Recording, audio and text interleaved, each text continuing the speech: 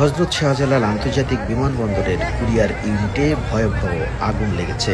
আর এই ভয়াবহ আগুনের যে পরিমাণ ক্ষতি সেটি এখন পর্যন্ত জানা যায়নি। তবে আগুন নিয়ন্ত্রণের চেষ্টা করছে ফায়ার সার্ভিস এবং শাহজালাল বিমানবন্দর কর্তৃপক্ষ। এই মুহূর্তে শাহজালাল বিমানবন্দরের ভেতরে যে আগুনের যে অবস্থা সেটি দেখানোর চেষ্টা করছি আমরা।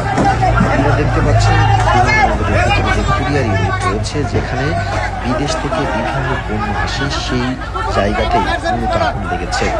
খোঁজ নিয়ে জানা গিয়েছে বিভিন্ন ধরনের মাল আসা এবং যে সমস্ত বিদেশ থেকে কেমিক্যাল সহ মূল্যবান সামগ্রী আসে সেগুলিতে আগুন লেগেছে।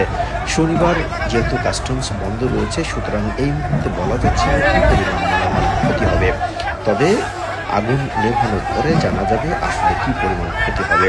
তবে এই মুহূর্তে বিমানবন্দর কর্তৃপক্ষ এবং ফায়ার সার্ভিস চেষ্টা করছে আগুন নিয়ন্ত্রণে আনার। তবে আগুনের যত সময় যাচ্ছে ততই আগুনের মাত্রা তীব্র হচ্ছে।